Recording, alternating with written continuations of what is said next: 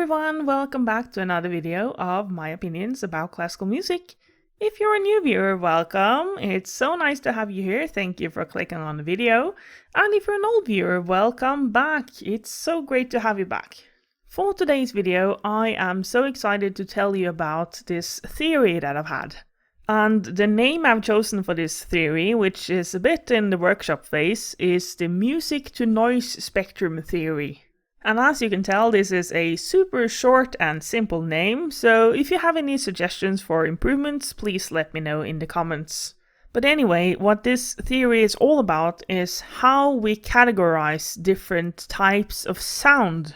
And in this theory, I've decided to use 3 or 4 categories, depending on how you look at it. The first category is music. Take a moment now and try to think about something you would definitely put into this category. For me, some of the stuff I would put in this category would maybe be Mozart, or it would be Ariana Grande, or Queen, or the Beatles, or Michael Jackson. And I think most people would agree with me that these examples are definitely music. But if I said that I would put something like Black Veil Brides or Avenged Sevenfold into this category, someone's grandmother would probably disagree with me. And the beauty in this theory lies in exactly that it's an individual spectrum. So where I would say that, for example, the pretty famous composer Alban Berg has some lovely music, other people would say, no, this is more like sound art. And sound art is the second category in this theory. But what do I mean when I say sound art? Sound art to me is when someone's had an artistic intention behind a collection of sound or a presentation of sound, but it doesn't really qualify as music for me. And the for me bit is very important because, again, this is an individual scale. So for some people, this category may not exist at all. So for me, this would maybe look like Norwegian composer Arne Nordheim, or maybe it would be Piano Face by Steve Reich. I could also throw in John Cage with his 433, but not everyone would agree with me on that.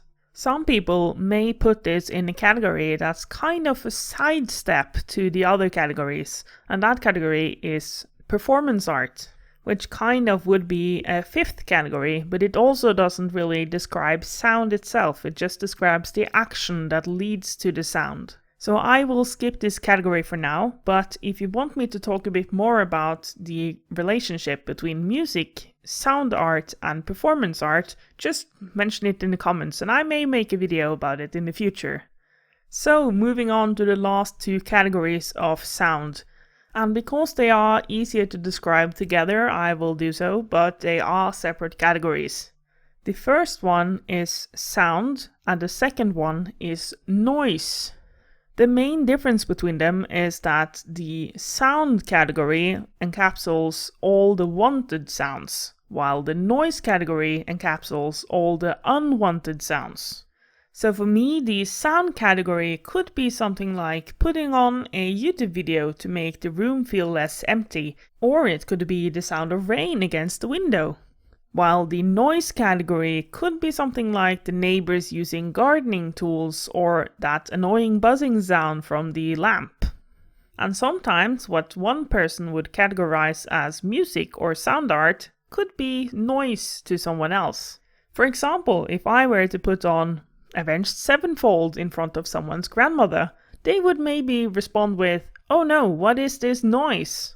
Another example where you may even think that the sound you are listening to is actually music, but the context you're hearing it in makes it into noise, is when your neighbors are having a party that you were not invited to. Sure, whatever pop song they've decided to blast through the loudest loudspeakers you've ever heard is probably, per all definitions, music. But in the context you are experiencing it, it is noise because maybe you are trying to sleep or maybe you are trying to record a YouTube video. But then it's also important to remember that the sound or the music you send out into the world may be noise to someone else.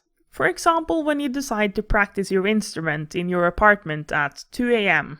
But that means that the last category is actually kind of just sound, but depending on the context you hear it, it may or may not be noise as well.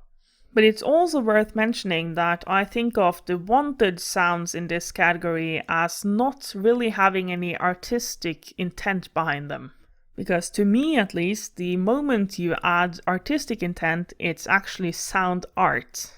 But if you have an opinion about this, especially if you disagree with me, I would love to hear about that in the comments, because I'm really curious what you guys think. And that really goes for anything I've said in the whole video. But anyway, to summarize the music to noise spectrum, we have the categories music, sound art, sound, and noise. And the important bit is that all of these categories are individual. Some people have all the categories and some people have some of the categories. And I think it's really common to disagree on what actually fits into the different categories as well. But anyway, thank you so much for watching this video. It's been a pleasure to have you here. If you have any thoughts about this at all, if you disagree, maybe especially if you disagree, or if you agree, I would be very happy to see it in the comments, just because I would love to have a discussion about this with you guys. Thank you again for watching, and I really hope I will see you here next time.